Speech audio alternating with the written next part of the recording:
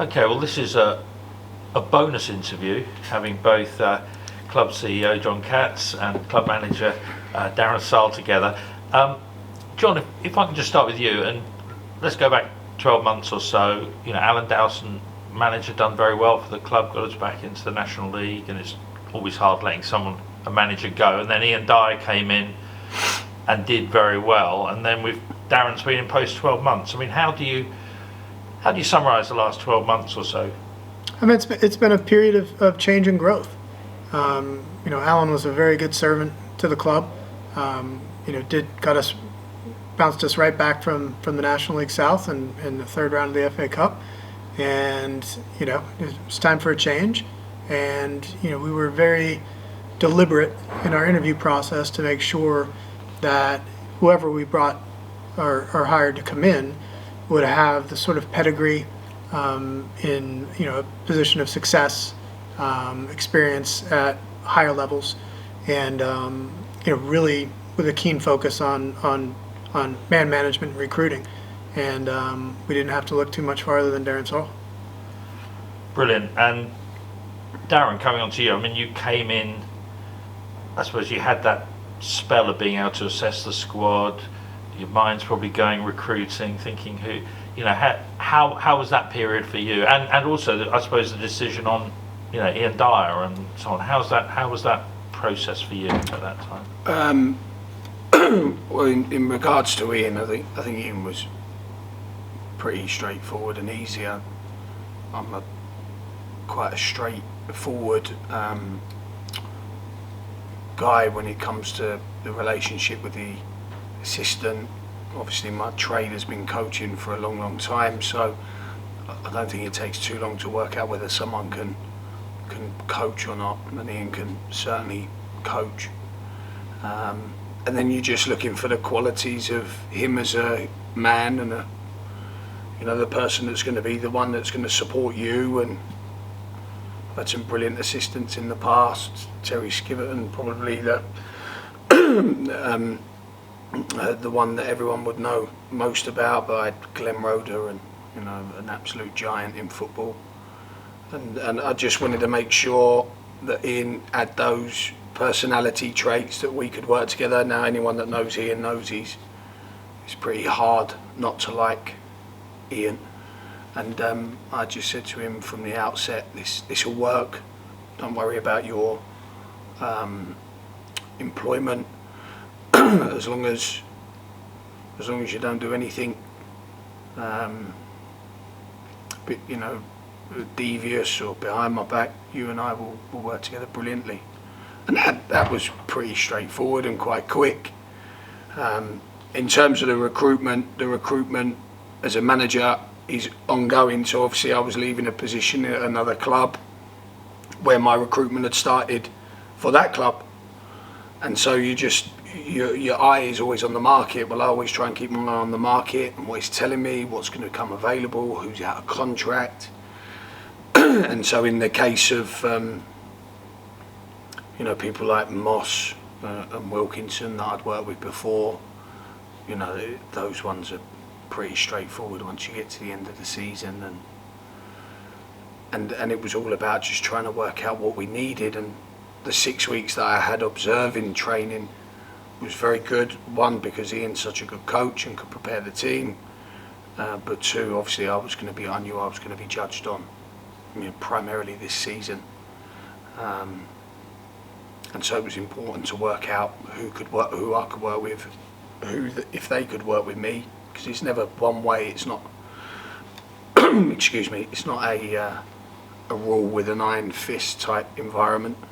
So you've got to be able to work together, and I quite enjoyed that period. I've never had that in-season opportunity to observe, hopefully make good decisions, and start meeting the agents of all of the players that we eventually brought in. And I think you said when you took the job that you were looking for a project and that's a bit longer term, and I think we hoped we'd be competitive. We sit third. Are you surprised at how quickly we've got to third? No, because I think that would be really disrespectful on the players, and the players have been absolutely fantastic, you know, and the application to their work is very, very credible.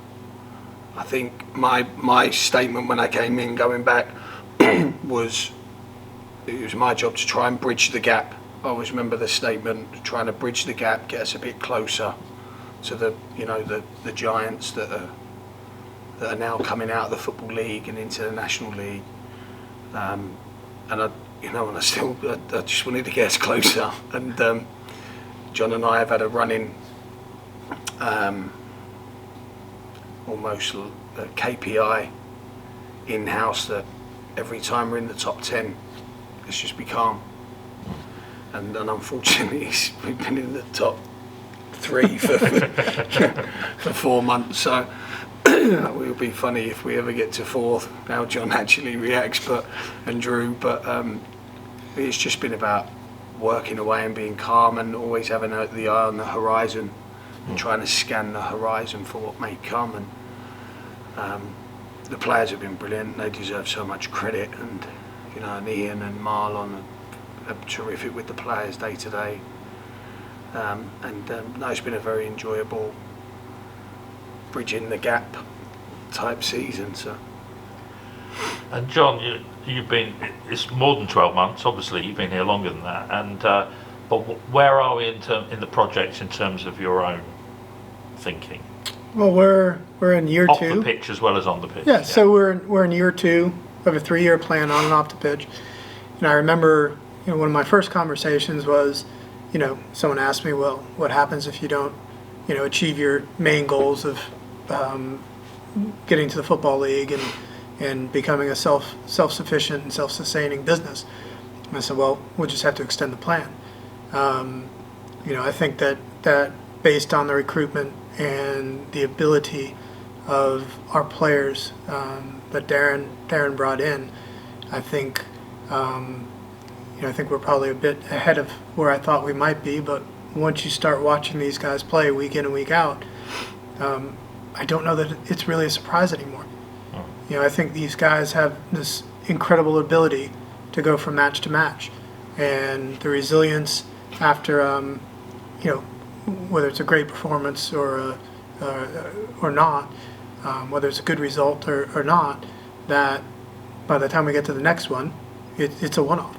And I saw an interesting interview from another league in another country that said the only big game is a cup final. And I think, and Darren can correct me if I'm wrong, but I feel like our players every Saturday, every Tuesday when they go out there, they treat it like a cup final. And off the pitch as well, there's been a lot of changes that fans would have noticed, like the fan zone and the food changes and everything like that.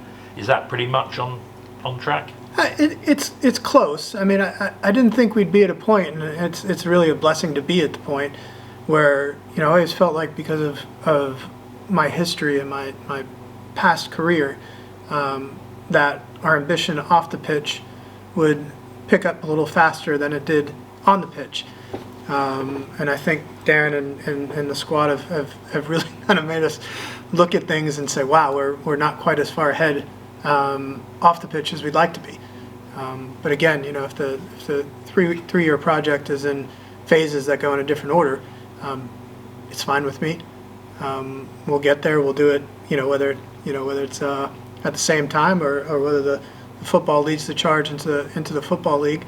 I couldn't be more happy with the progress that we've made in the 18 months that Drew and I have been involved, and specifically in the last 12 months. Yeah. So, looking ahead, I mean, Darren, you had the luxury last year of having a bit of space to assess. It's almost the opposite this year in terms of, if we were mid-table, this would be the time of season everyone would be thinking of the future, where am I going to be, that sort of thing. But we've got to take each game as it comes. We've got to take a game at a time. But we're uncertain as to where the season could go until mid-May. How does that change how you operate as a manager in your thinking, do you think? It doesn't change anything really. It actually and again, because of the qualities of, in particular, Marlon and Ian, if you think about it, really, I've had 9 months to assess the players rather than 6 weeks. And I've had 9 months to assess the market under this banner and under this business model than I did last year. So, excuse me, the market's changing all the time, and you have to stay up to date with it, whether it be with the under 21 model, whether it be the free agent market, whether it be the players that are in contract. There might have been a changeover of manager at club, there might have been a changeover of owner at a club, and all of a sudden that creates a spike in the market that stimulates, potential recruitment in the near and distant future. That's certainly, we've seen that recently with some of our signings. So it just means that we have to keep looking. Where people have said to me, obviously there might be the potential of having to recruit for the Football League. But I tried to recruit for the Football League last year to ensure we got closer to it. Because Glenn Roeder was brilliant at pretty much everything. But he always used to drum into me, Darren, if you want to compete for league titles, then you have to have a team that's capable of playing in the league above that year. In the present, they have to be already at that standard, and that then differentiates their performance level, their accumulation of points over everyone else. Now, when you look at Wrexham and Notts County and their consistency, you have to, absolutely take your hat off to those organisations. And having been a league manager, they're already playing at league standard, without question. We dip in and out of that. That's where this team is. We dip in and out of being a league standard team and a National League standard team, which means that for teams that are only, that have only been able to play consistently at the National League level, or the level that's required, that's why we've jumped above those types of groups in the league table in those moments. Because every now and then a Chesterfield Tuesday night second half, we've allowed ourselves to kind of drift into that standard of EFL performance, which has made us, has accumulated us some points. But the market is forever changing, whatever league you're in, and you have to stay ahead of it. And so I spend more time than in any part of the role. I spend more time talking to other clubs, other heads of recruitment, other technical directors, agents, and you can say whatever you want to say about agents in football. You have to have them. Nothing gets done without agents. Nothing. You can have the biggest recruitment department in the world, but if you don't use and have a network of agents that you trust, nothing gets done. No, absolutely nothing. So all of these calls means that I can stay ahead of the market. I can stay abreast of what's happening over, all around the country. And then it means that when we have to act, and this has been my evolution at Woking, is when we've had to act, we've been ready to act. Nothing has been, at no point, I'd like to think, have I stuck a gun, a hypothetical gun of course, to Drew or John's head and said, we've got to do this now, go. I don't think I've ever done that. I think there's always been a kind of a build up to that decision making, and communication between the three of us is as good as I've ever had. So then it's meant that when that moment has risen, we've been able to act and take advantage of the market. You look at Lapata. That was the case in point. We stayed abreast of what was happening. When the moment came, quick conversation with John and Drew, and ultimately they have the final say on all players, because it's their business, it's not my business. And they were brilliant in the way they supported us in bringing him in. But that happened maybe a dozen or so times since I've arrived, and that's why I think that we've recruited so well. Brilliant, thank you. And John, what about off the pitch? You know, again, this limbo land of knowing where we will be, and you know, one or the other is a huge difference, isn't it? So in terms of yourself and the board, and you know, how's thinking going there and looking ahead? I think, you know, from the standpoint of where we'll be, I don't think you can look past the next match. I think that, you know, obviously we have to make adjustments on the fly. I think whether it's been in recruitment, whether it's been in other areas of the club, we've found ourselves in a position where we've had to learn to be very nimble and very fluid.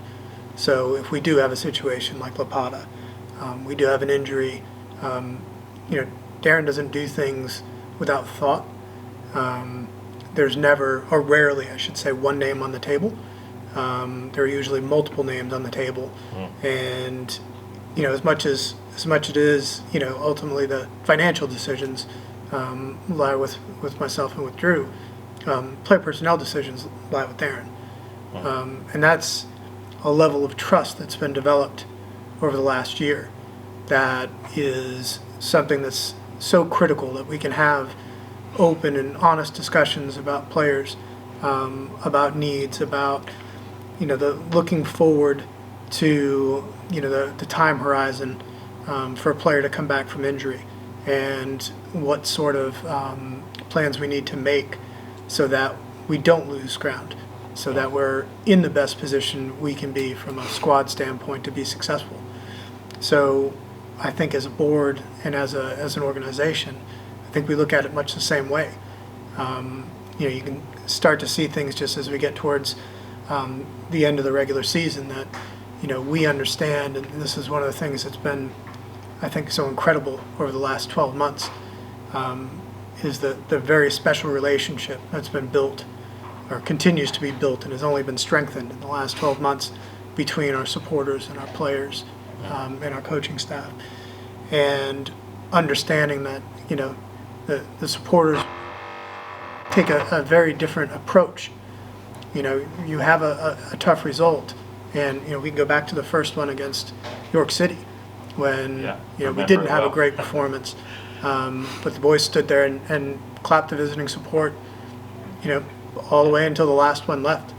And now you look at a result like Barnet, where I feel we were probably a bit unlucky, and again, you get the same type of reaction, win, lose, or draw, and that doesn't happen without a great relationship between the supporters and the players and the management team. So we have to think that way. We have to look at, from the promotional standpoint, from what we're doing. I mean, you know, the quality of a pint versus, you know, the quality of what's going on the pitch. I mean, you almost think it's a different part of the business. And again, we focus, you know, kind of on the, you know, we get a little bit granular when it comes to trying to improve and match the ambition of the first team, because it's not, you know, I would be dishonest if I said that our business has caught up to the football. I think, you know, we came in, you know, I think I said this a bit earlier, with an ambition that I thought the off the pitch would lead it. And, you know, these boys, week in, week out, you know, we strive as a management team outside of the white lines to try and you know, make this place even better, bring in more supporters, whether that's through, you know, promotions or whatever it might be.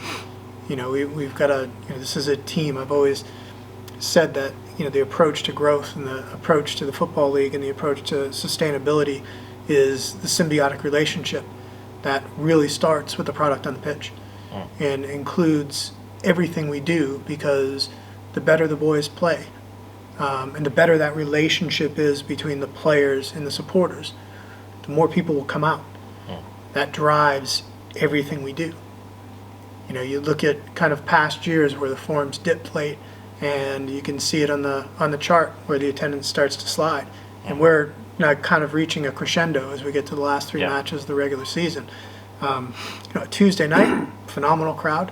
We hope to see more of the same the rest of the way, and understand that what we do is enhanced and made better by what the boys do on the pitch. Thank you. We'll wind it up in a minute. I just giving you both a chance for final comments, really, and I suppose most of the people watching this will be fans. Some will have started watching this season for the first time, others will have been going 50, 60 years, and a lot in between. And I suppose for any football fan, not just at Woking, particularly in lower league, I think often the club is one of the most important things of their lives, So I just want to give you opportunity, whatever you want to say, really, and to the fans and to, regarding the rest of the season. What would you like to say? First and foremost, I'd like to say thank you. The support has been sensational. The traveling support has been sensational. The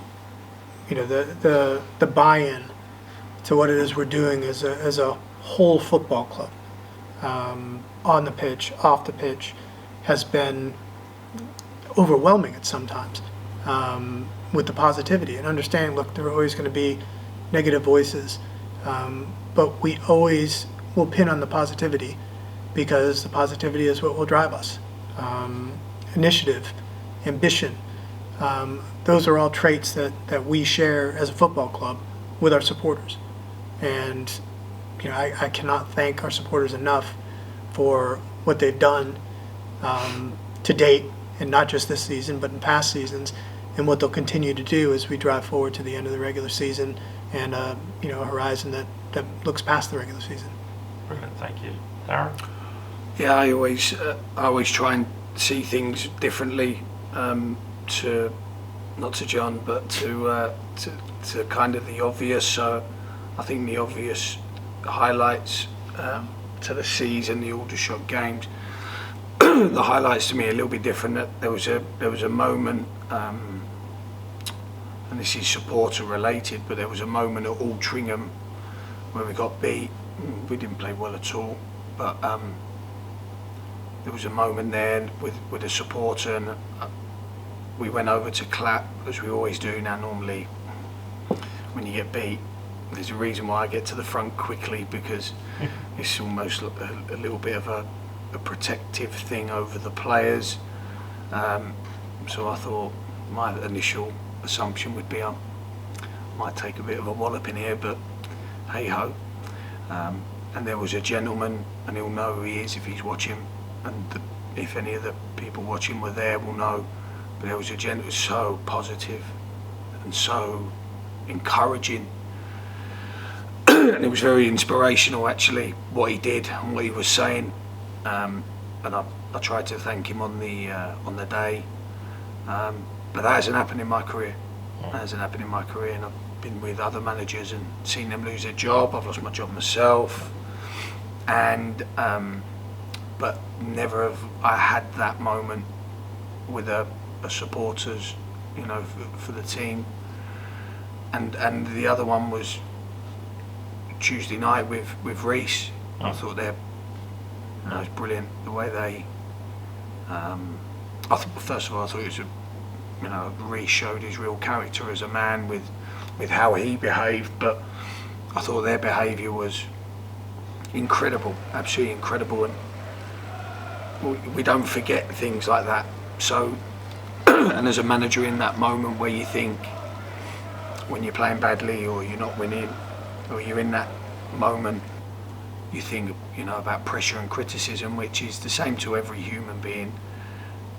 If you know that there isn't going to be as much or as wild or as emotional or as unintelligent, which I've certainly experienced in my time at other clubs, that pressure releases a bit, and you end up, first of all, the players play better, and the manager and the coaching staff are able to make clearer decisions, knowing that they are actually supported.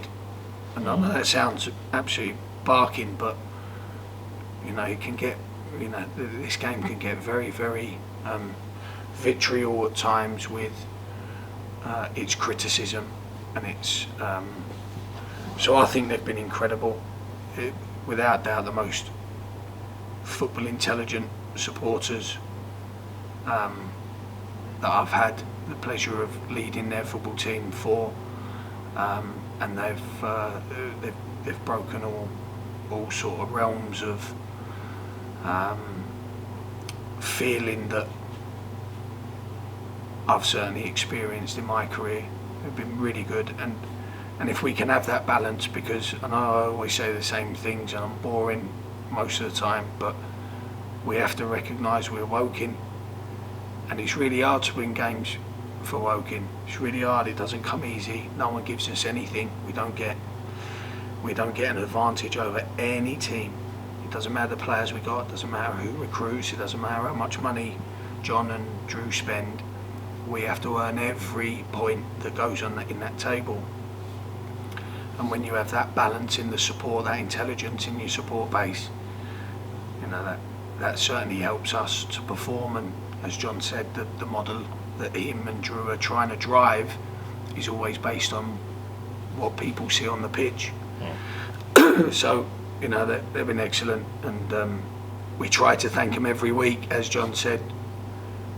Whether we win or we lose or we draw, we lose and play well, or we win and play badly. You know, we try and show respect all the time, and it's so important that connection is strong, really strong, because that will see us through. Because I promise you, it's unfortunate. It's not always going to be as good as it has been. There will always be, you know, peaks and troughs, and that will help us get through those next bits. Brilliant. Well, thank you for your time. John, you're always saying in your programme notes that you're very accessible. You always want to, you know, open to ideas, open to fans getting in touch, even on match days. I would say you're very approachable on match days. Darren, I would say you're very approachable. Not always on match days, because you're always in the zone before the games. And Don't talk to me. Everybody, no, but that's what we want in a manager. We want someone who's focused. But thank you both for your efforts the last 12 months, and onward and upwards, as they say. And we'll see you at, where are we? Dorking. See you at Dorking. Thank you. Thank you. Thank you. Cheers, Ian.